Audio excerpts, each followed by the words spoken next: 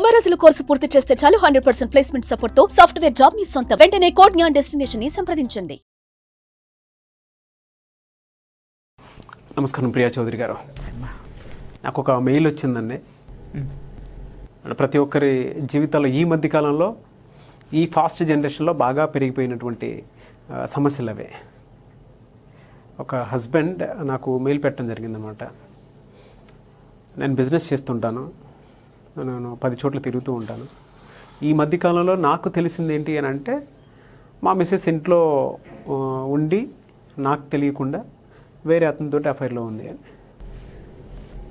తీరా నాకు తెలిసిన విషయం అంటే తెలిసింది కదా అని అడిగితే, నువ్వు తిరగట్లేదా బయట అని అడుగుతున్నారు.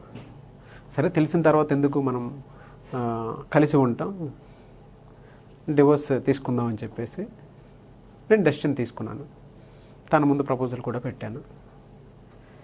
ప్రస్తుతం ఏ విధంగా వెళ్ళాలని తనకు తెలియదు, నాకు తెలియట్లేదు. బట్ నేనైతే డివోర్స్ తీసుకుందాం అనుకుంటున్నాను. నేను దాన్ని నా మైండ్కి కానీ హార్ట్కి కానీ తీసుకోలేకపోతున్నాను.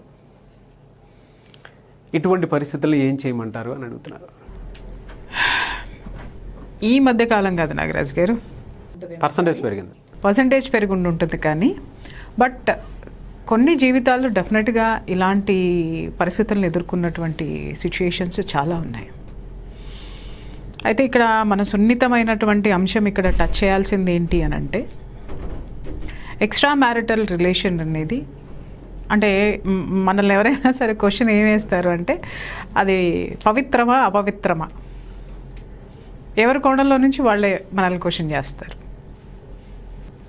మనం ఎవరి పాకెట్లో ఉండి సమాధానం చెప్పాలి అనేది ఇక్కడ మనం ఆలోచించాల్సినటువంటి విషయం. అయితే పాయింట్కి వద్దాం. ఆయన ఏమన్నారు అంటే, బిజినెస్ పర్సన్, బిజీగా ఉంటాను నా లైఫ్లో, కాబట్టి ఆమెకి టైం ఇవ్వలేకపోయాను. తప్పు చేయాలా? తప్పు చేసింది కాబట్టి నేను క్వశ్చన్ చేశాను.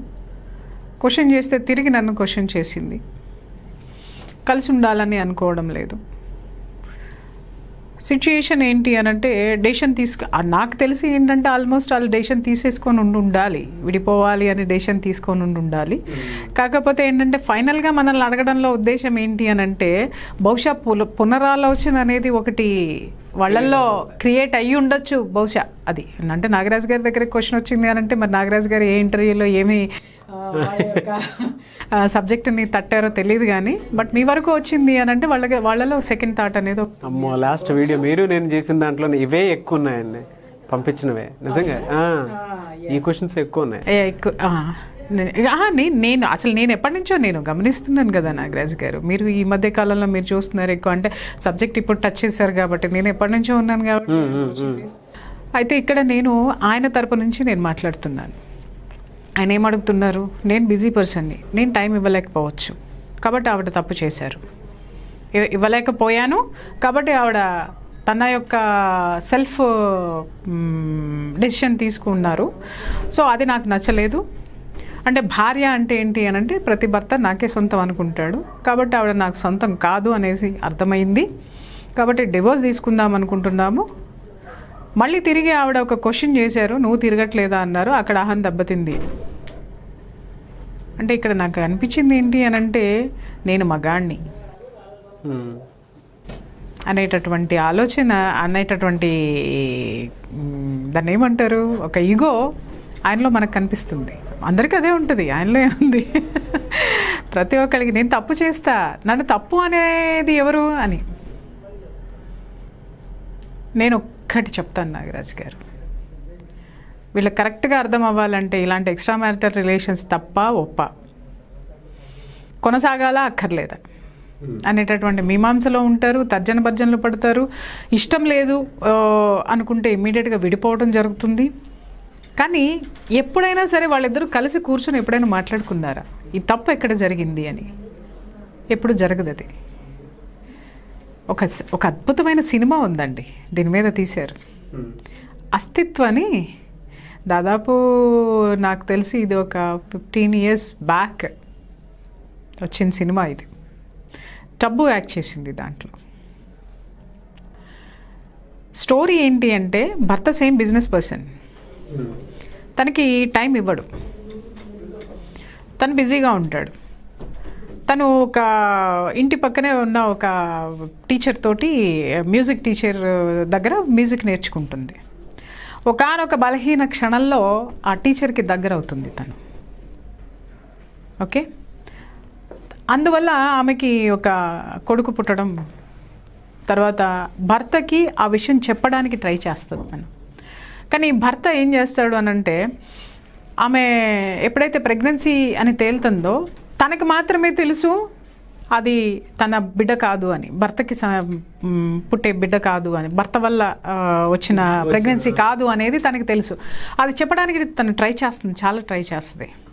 కానీ అతను తండ్రిని అవుతున్నానన్న ఉద్వేగంలో చెప్పనివ్వదు. ఆ సంతోషం చూసి తను ఆగిపోతుంది. ఎందుకు, why should I spoil that his happiness అనేసి.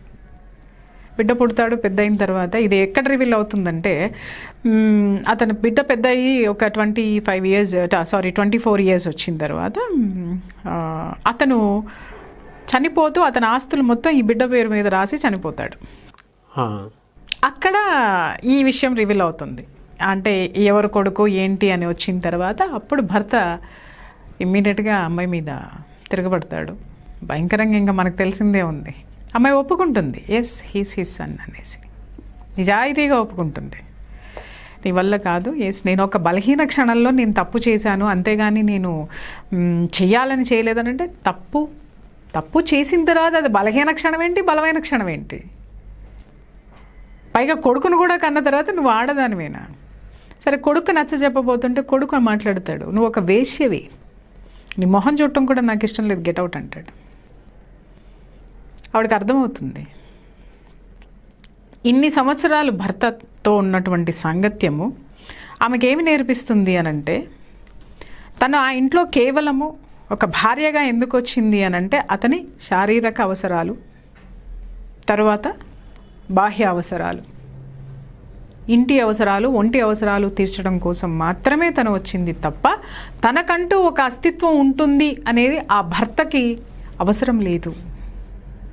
గుర్తించాల్సినటువంటి అవసరం ఆ భర్తకి లేదు అనేది తను గుర్తిస్తుంది. గుర్తించిన తర్వాత తను ఏమనుకుంటుంది, తను ఎంత చెప్పినా కూడా వాళ్ళు వినేటటువంటి సిచ్యుయేషన్ ఉండదు కాబట్టి తను గౌరవంగా ఆ ఇంట్లో నుంచి వెళ్ళిపోతుంది.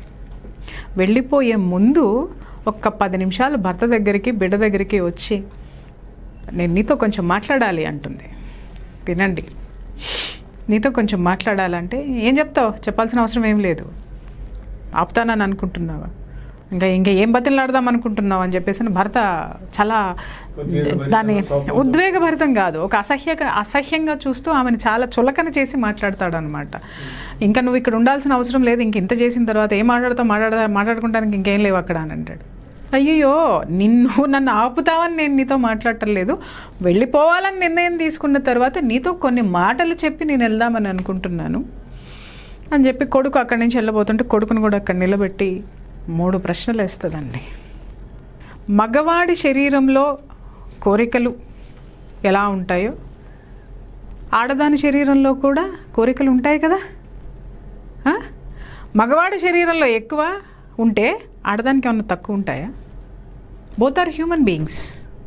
నీ ఒంట్లో ఎలా ఉంటాయో నా ఒంట్లోనూ అదే కోరికలు ఉంటాయి కదా. ఆన్సర్ ఉండదు. అంటే ఆ ప్రశ్నకి సమాధానం ఏంటి అనేది నేను మళ్ళీ తర్వాత వస్తాను. రెండో క్వశ్చన్ వేస్తుంది, ఏంటి అనంటే,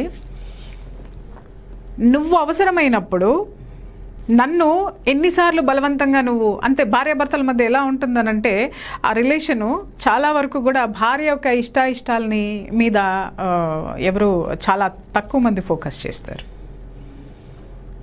అంటే భార్య తనది కాబట్టి ఎప్పుడైనా సరే తను ఆ యొక్క దాంపత్య జీవితాన్ని తనతోటి ఎంజాయ్ చేసేటటువంటి హక్కు తనకుంది, హక్కుగా భావిస్తాడు భార్య నుంచి తను ఆ సంసార సుఖం పొందటం అనేది. బట్ భార్య మనిషి కాదా? ఆవిడ ఆ సిచ్యుయేషన్లో ఎలా ఉంటుందో తెలియదా? రెండో క్వశ్చన్. మూడో ప్రశ్న అడుగుతుంది, ఏంటి అంటే, నువ్వు నేను లేనప్పుడు ఎంతోమంది ఆడవాళ్లతో నీకు సంబంధాలు ఉన్నాయి, లేవా? అంటే నేను నీ దగ్గర లేనప్పుడు నీ కోరికల్ని వేరే వాళ్ళతోటి నువ్వు తీర్చుకున్నావు. ఆ కోరిక ఒక పడక మీద నువ్వు ఉన్నప్పుడు, ఒక ఆడదానితోటి నువ్వు ఆ లైఫ్ని షేర్ చేసుకుంటున్నప్పుడు ఇంట్లో నీ భార్య ఏంటి అని ఎప్పుడైనా జ్ఞాపకం వచ్చిందా అని అడుగుతుంది. పరిస్థితి ఏంటి అని. అంటే ఇక్కడ ఎంత సున్నితమైనటువంటి విషయం ఏంటంటేనండి, మనము ఆకలి అనేది మనము కేవలం భోజనం కోసం అని అనుకుంటాం. కానీ సంసార జీవితం కూడా మనిషి మనసుకి శరీరానికి కూడా అది అంతే అవసరం అనేది, అది కరెక్టా కాదా? అంతే అవసరం కదా? అంతే అవసరం అండి. మరి ఆ భోజనాన్ని మనం ఎక్కడైనా చేసేస్తున్నాం ఆకలేసినప్పుడు, కానీ సంసార జీవితాన్ని మాత్రం ఒక వ్యక్తితోటే పంచుకుంటున్నాం. ఎందుకు? దానికి ఒక విచక్షణ, ఒక సమాజము, ఒక కట్టుబాటు దానికి ఉండాలి కాబట్టి మనం పెట్టుకున్నాం.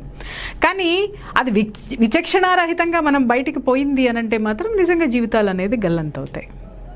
కానీ కొన్ని జీవితాల్లో అనుకోకుండా ఉన్నటువంటి సాంగత్యం తీసుకోనివ్వండి, లేకపోతే అప్పుడున్నటువంటి బలహీన క్షణాలు తీసుకోనివ్వండి, కొన్ని జీవితాల్లో పొరపాట్లు అనేవి దొరలటం అనేది డెఫినెట్గా జరుగుతుంది. అది పొరపాటనే అంటాను నేనైతే మాత్రం. అంటే ఇక్కడ నేను ఏదో అక్రమ సంబంధాలని నేను ఎంకరేజ్ చేయనండి, చేయట్లేదు కూడా. అంటే సిచ్యుయేషన్స్ ఎలా వస్తాయి, ఎలా అర్థం చేసుకోవాలి అనేదే నేను ఇక్కడ ప్రస్తావిస్తున్నాను. నేను ఆ 3 క్వశ్చన్స్ తోటే సినిమా మొత్తం ఉంటుందండి. నేను అదొక బలహీన క్షణం నాది, నువ్వు లేవు, నువ్వు నీకు అవసరమైనప్పుడు నువ్వు నన్ను బలవంతంగానైనా అనుభవించావు నీ భార్యను కాబట్టి. కానీ నువ్వు లేనప్పుడు నాకు ఆ కోరికలు కలిగితే నేనేం చేయాలి? నీ ముందు అడుక్కుంటూ నిలబడాలా? ఎన్నిసార్లు నువ్వు నన్ను అట్లా రిజెక్ట్ చేసినావు?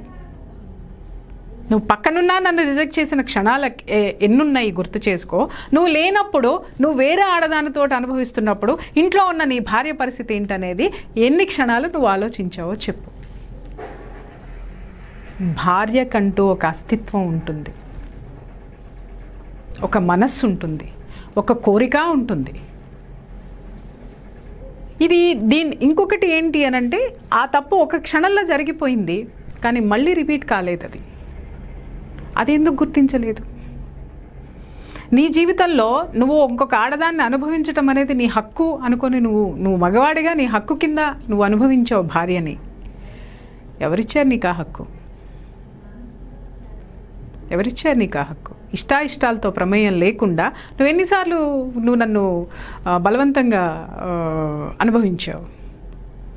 ఆ హక్కుని నీకు ఎవరిచ్చారని అడుగుతుంది. అతని దగ్గర ఆ ప్రశ్నకి సమాధానాలు ఉండవు. ఇక్కడ నేనేమంటున్నానంటే, ఈయన అడిగారు, నేను బిజీగా ఉంటానండి, నాకు క్షణం తీరిక ఉండదండి, అట్లాగే టైం ఇవ్వలేకపోయానండి. So she had extra marital life అండి.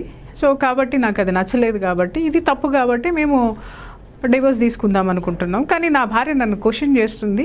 అంటే అతను ఓవరాల్గా ఆ క్వశ్చన్లో నాకు అర్థమైంది ఏంటంటే, నేను మగాడిని కాబట్టి, నా ఇష్టం కాబట్టి, ఆవిడ తప్పు చేసింది కాబట్టి నన్ను క్వశ్చన్ చేయడానికి వీల్లేదు అని అనుకున్నా. ఎక్కడో ఒక చోట మనల్ని అడిగారు చూసారా, ఇలా వెళ్దాం అనుకుంటున్నాం, మీరు ఏమంటారు అనేది. అది అండి, అది అసలైన దాంపత్య బంధం, వైవాహిక బంధం అంటే అది. నేను ఇక్కడ ఒక్కటే చెప్తున్నా, మీ ప్రశ్న మొత్తానికి కూడా సమాధానం ఒక్కటే నా నుంచి నేను మీకు వచ్చేది ఏంటి అనంటే, ఆవిడ ఏ తప్పు అయితే చేశారో దాన్ని మీ దగ్గర ఒప్పుకుని సారీ చెప్పారు. సారీ చెప్పిన తర్వాత మీరు ఒక డెసిషన్ అయినా సరే, మీరు హక్కుల గురించి ఆవిడ దగ్గర మాట్లాడేసరికి ఆవిడ తిరిగి మిమ్మల్ని క్వశ్చన్ చేశారు. అక్కడ మీ ఈగో హర్ట్ అయింది. హర్ట్ అయిన తర్వాత డివోర్స్కి వచ్చారు. ఏమండి, నేను ఒక క్వశ్చన్ అడుగుతాను, చెప్పండి. ఆమె ఆ స్థితికి వెళ్ళడానికి మీ మధ్య ఆ గ్యాప్ ఏదైతే వచ్చిందో అది మీరిచ్చిన గ్యాప్ కాదా? చెప్పండి నాగరాజ్ గారు. బిజినెస్లో మీరు బిజీగా ఉన్నారు. ఆ బిజినెస్లో మీరు బయట ఎక్కడ మీరేం చేస్తున్నారు అనేది భార్య చూడలేదు. చూడటం మొదలు పెడితే మీరు బిజినెస్ చేసేవాళ్ళ? అంత బిజీగా ఉండేవాళ్ళ? తను మీకెంత కోఆపరేట్ చేసింది? ఓకే, అందరూ ఇక్కడ చెప్తున్నారండి, గుప్పట మూసినంత వరకే నాగరాజ్ గారు. అదేంటి, ఏదో ఉంది అనేటటువంటి ఒక రహస్యం తెరిచిన తర్వాత ఏముండదు. అట్లా ఎంతమంది రహస్యాలు గుప్పెట్లో పెట్టుకున్నారో అందరివి రివీల్ కావు. హ్యాపీగా లైఫ్ లీడ్ చేసుకుంటున్నారు. కానీ మీరు ఎప్పుడైతే అడిగారో మీ భార్య నిజాయితీగా మీ దగ్గర ఒప్పుకుంది, అగైన్ మళ్ళీ తను ఆ సిచ్యుయేషన్ జోలికి పోలేదు, ఒక బలహీన క్షణంలో తప్పు జరిగింది అనేది తను రివీల్ చేసింది మీ దగ్గర.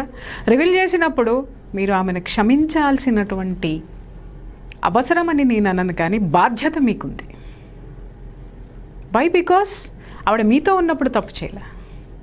బిజీ లైఫ్లో మీరు నెలల తరబడో సంవత్సరాల తరబడో మీరు మీ భార్యకి టైం ఇవ్వకుండా చాలామంది చేస్తున్న పొరపాటు ఇదండి. పెళ్ళాం ఉంటుందిలే, ఉంటుంది, ఏమీ లేకుండా.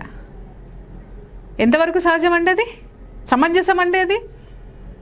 అంటే కూడా ఎత్తుకొని వెళ్తారా అని అంటే ఎత్తుకొని వెళ్ళకపోతే ఇవే జరుగుతాయి. ఎత్తుకొని వెళ్ళమని ఎవరు చెప్పరండి. ఇప్పుడు మీరు 1 వీక్ బయటకు వెళ్తున్నారు, 1 వీక్ నుంచి వచ్చిన తర్వాత మీరు ఎంత టైం ఇస్తున్నారు? లేదు, మీరు నెలలు సంవత్సరాలు మీరు భార్యను వదిలేసి వెళ్ళిపోతే భార్య మనిషి కదా? ఆవిడ పరిస్థితి ఏంటి?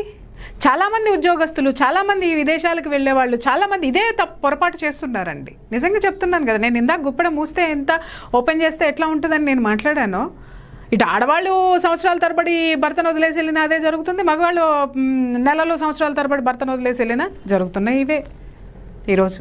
కానీ ఇక్కడ ఏమవుతుంది? తప్పు ఎత్తి చూపించగానే ఏమవుతుంది అని అంటే, అసలు కూర్చొని ఈ సిచ్యుయేషన్ జరిగినప్పుడు మీ ఇద్దరి మధ్య ఉన్నటువంటి విషయము, 4 గోడల మధ్య పరిష్కరించుకోవాల్సినటువంటి విషయము 4 దిక్కుల మధ్యకి తీసుకొచ్చేస్తున్నారు. ఇక్కడ సమాజం కూడా ఏమంటుంది అని అంటే, మొగుడు లేకపోతే తప్పు చేయాలా? తప్పు ఆడదాని మీదకే నెడుతుంది. ఇందాక నేను చెప్పాను చూసారు, అస్తిత్వం అనేటటువంటి సినిమాలో 3 ప్రశ్నలు వేసుకోవాలి సమాజం కానీ భర్త కానీ. నిజంగా చెప్తున్నాను కదా నాగరాజు గారు, అందరూ అంత గొప్పగా ఉండలేరు. పొరపాటున జరుగుతాయి. కావాలని చేసే వాటిని నేను సమర్థించను, దయచేసి నేను సమర్థించను. బట్ పొరపాటు జరిగిందని చాలా నిజాయితీగా భర్త దగ్గర ఒప్పుకొని క్షమించమని తను గిల్టీ ఫీల్ అయ్యి అడిగితే మీరేం చేస్తున్నారు? డివోర్స్కి వెళ్తున్నారు. ఓపెన్ అప్ అయి చెప్పడం ఆవిడ తప్ప? ఆవిడ ఎక్కడో మీ మీద ప్రేమతోనే కదా, ఆ గిల్టీ ఫీలింగ్ తోటే కదా మీ దగ్గర ఓపెన్ అయ్యారు.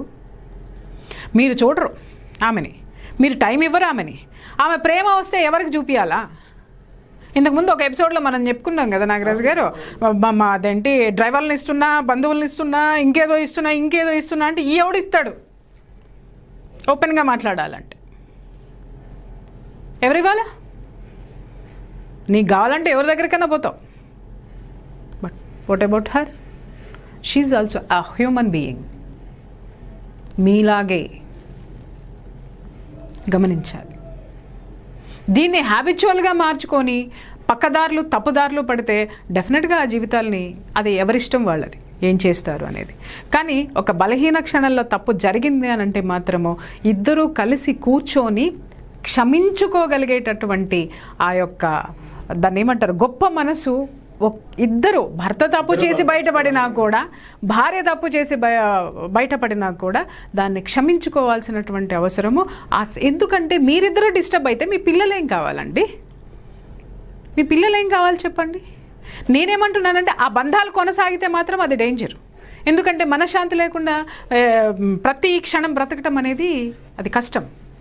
బట్ ఎప్పుడైతే నిజాయితీగా వాళ్ళు ఒప్పుకున్నారో, ఎప్పుడైతే నిజాయితీగా వాళ్ళు మీ ముందు సరెండర్ అయ్యారో, క్షమించండి. ఇంకొకసారి ఆ తప్పు జరగకుండా మీ బాధ్యత చాలా ఉంది దాంట్లో. కాబట్టి ఆ బాధ్యతని మీరు భుజానికి ఎత్తుకోండి, తప్పుని సరిదిద్దుకోండి, కూర్చొని మాట్లాడుకోండి. మీ పిల్లల కోసం అని నేను చెప్పను, కానీ మళ్ళీ మీ జీవితం కోసం, మీ ఇద్దరి కోసం మీరు కలిసి ఉండాలని చెప్పేసి అని మాత్రం నేను మనస్ఫూర్తిగా కోరుకుంటున్నానండి.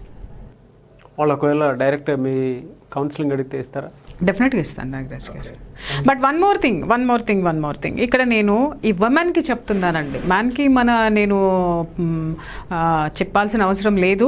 ఎందుకంటే ప్రపంచం వాళ్ళని ఎత్తి చూపించదమ్మా, మహిళల్ని మాత్రమే ఎత్తి చూపిస్తుంది, కొల్లబడుస్తుంది. ఒంటరితనం అనేది ప్రతి స్త్రీకి కూడా భరించరానటువంటి బరువది. ఎప్పుడైనా సరేనమ్మా, ఆ ఒంటరితనం భరించాల్సి వచ్చినప్పుడు మీరు ఒంటరిగా ఉండకండి. ఏదో ఒక వ్యాపకం మీ మనస్సుకు పెట్టుకోండి, మీ శరీరానికి పెట్టుకోండి. చాలామంది ఏంటంటే ఇవన్నీ ఎప్పుడు జరుగుతాయంటే నాగరాజు గారు, ఆ మనసుని, ఆ ఆలోచనని ఎంతసేపు హస్బెండ్ మీద పెడతారు. ఆ హస్బెండ్ మీద పెట్టడంతో ఏమవుతుందంటే ఇక్కడ అతని లేమితనం ఇక్కడ కనిపిస్తుంది, మనసుకి కనిపిస్తుంది, ఇంటికి కనిపిస్తుంది, శరీరానికి కనిపిస్తుంది. తర్వాత ఏమవుతుందంటే అది సెల్ఫ్ పిటీలోకి దారితీస్తుంది. విమెన్కి ఎక్స్పెషల్లీ. ఆ సెల్ఫ్ పిటీలోకి దారి తీసి ఏమవుతుంది అనంటే అది రాను రాను అసహనం కింద తయారవుతుంది. ఆ అసహనం ఏమవుతుంది అంటే కోపం కింద తయారవుతుంది. ఆ కోపం ఏం చేస్తుంది అనంటే ఇలాంటి పరిస్థితులకి దారితీస్తుంది. అప్పుడు మీరేం చెయ్యాలి? ఇలా ఆ ఆలోచనని డైవర్ట్ చేయండి అమ్మా. నా భర్త నా దగ్గర లేడు, నన్ను వినిపించుకోవట్లేదు, నా ఫోన్లు మాట్లాడు, నాతో చెప్పడు. ఎంతసేపు మీ ఆలోచనల్ని ఆ భర్త చుట్టూ, భర్త ఫోనుల చుట్టూ, లేకపోతే భర్త యాటిట్యూడ్ చుట్టూ తిప్పడం వల్ల మీరు ఇంకా డిప్రెషన్కి లోన్ అవుతారు. అలా నెవర్ డూ దాట్. మీరు ఏదో ఒక వ్యాపకం మనసుకు పెట్టుకోండి. అలాగే మీరు ఏది చేయగలిగితే, ఇప్పుడు మీరు ఉద్యోగం చేస్తున్నారని అనుకుందామండి, ఉద్యోగంలో ఉన్నా కూడా ఈ సిచ్యుయేషన్ ఉంటుంది. ఎందుకంటే ఉద్యోగం అనేది రొటీన్ కాబట్టి, దానికి దీనికి రొటీన్ కాబట్టి మళ్ళీ ఆ ఆలోచనలకి ప్లేస్ ఉంటుంది. అట్లా కాకుండా మీ మనసుకు నచ్చినటువంటి పని, ఇలాంటివి కాదమ్మా, మనసుకు నచ్చినటువంటి చాలా ఉంటాయి. ఒక సంగీతం నేర్చుకునే వ్యాపకమో, లేకపోతే ఇంకేదైనా డివోషనల్గా స్పిరిచువల్గా వెళ్ళడమో, ఇట్లాంటి సిచ్యుయేషన్స్ ఉన్నప్పుడు స్పిరిచువల్గా వెళ్ళండి. ఎందుకంటే ప్రతి ఒక్కళ్ళకి భక్తి అనేది లోపల ఉంటుంది. భక్తి అంటే భజనలు చేయమని నేను చెప్పట్లేదు. ఆ స్పిరిచువల్ వేస్ అంటే మెడిటేషన్స్ అని ఉంటాయి. ఆ స్పిరిచువల్ వేలో మీరు వెళ్ళారంటే కొన్ని గ్రంథాలు చదవచ్చు. ఆ గ్రంథాల నుంచి మీరు ఏదైనా విషయాలను సేకరించవచ్చు, దాన్ని షేర్ చేసుకోవచ్చు. ఇవాళ రేపట్లో మనం చేయాలనుకుంటే చాలా పనులు ఉన్నాయి. సో ఏది మీకు ఇంట్రెస్ట్ ఉందో దాని మీదకి ఈ మనస్సుని లగ్నం చేయండి.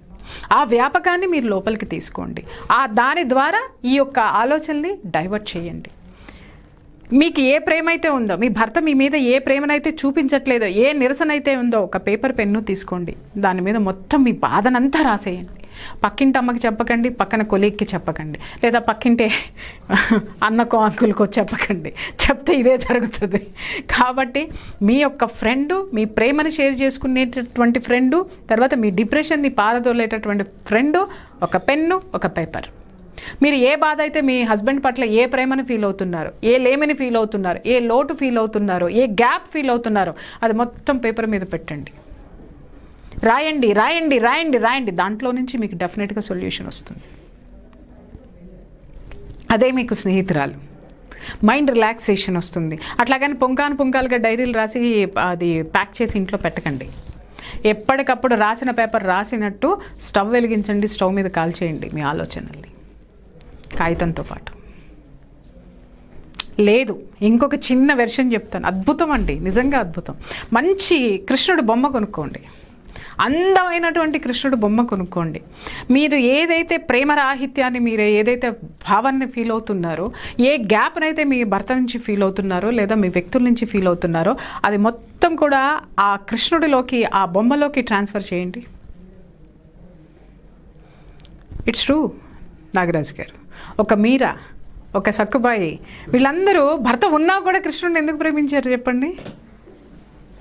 ఎందుకు ప్రేమించారు చెప్పండి? భర్తలతోటి తన్నులు తిని కూడా కృష్ణుడిని ఎందుకు ప్రేమించారంటే ఆ కృష్ణతత్వంలోనే ఆ ప్రేమతత్వం ఉందండి. అర్థమైందా? భర్తలు వాళ్ళని ఎంత బాధ పెట్టారండి బాబు, అయినా సరే కృష్ణుడిని వదలలేదు, కృష్ణుడే పట్టుకుని కూర్చున్నారు. సో మీ భర్త వచ్చేదాకా కృష్ణుడిని పట్టుకోండి. ఒక మీరానో ఒక సక్కుబాయినో తలుచుకోండి మనసులో. మీరే వాళ్ళు. మీ ప్రేమనంతా అటు ట్రాన్స్ఫర్ చేయండి. మీకు ఇంకో విషయం తెలుసా? మీరు ఎప్పుడైతే అలా ట్రాన్స్ఫర్ చేస్తారో మీ ప్రేమని, ఆ ప్రేమ డెఫినెట్గా మీ హస్బెండ్కి వెళ్తుంది. తెలుసా నాగరాజ్ గారు మీకు ఆ సంగతి? దాని మీద కొంత ఐడియా ఉందండి, అంటే ఆ సబ్జెక్ట్ మీద ఒక ఐడియా ఉంది. ఎస్, దాని మీద మళ్ళీ కూలంకషంగా క్లియర్గా చర్చించుకుందాం. మీరు ఎప్పుడైతే ఆ విగ్రహానికి మీరు చెప్తూ కూర్చుంటారో, మీ ఫీలింగ్స్ని ముద్దు పెట్టుకోవాలంటే చక్కగా ముద్దు పెట్టుకోండి దేవుణ్ణి. ఓకే, చక్కగా అలంకరించండి. చక్కగా మీరు అక్కడ కూర్చొని మీ ప్రేమను ఏదైతే ఉందో మొత్తం అట వ్యక్తీకరించండి. మనుషులకి ఎందుకండి? మనుషులకు వ్యక్తీకరిస్తే ఇవే వస్తాయి. ఏ వస్తాయి? చెడ్డ పేరు, భయంకరమైనటువంటి జీవితంలో అనుభవించలేనటువంటి కష్టాలు, అనుభవించకూడనటువంటి అపవాదులు, భరించలేనటువంటి అపవాదులు, ఇవన్నీ వస్తాయి. Transfer that into Krishna. Krishna అయితే కృష్ణ, యేసు అయితే యేసు, ఇంకొకరైతే ఇంకొకరు. ట్రాన్స్ఫర్ చేయండి. మీ ప్రేమ డెఫినెట్గా వాళ్ళు తీసుకెళ్ళి వాళ్ళకి ఇస్తారు. మీ పరిస్థితులు తొందరలో చక్కబడతాయి. Do it. మీరు చేయండి. తర్వాత మీరు ఏం ఫీల్ అయ్యారో మాకు కింద కామెంట్లో రాయండి. షూర్.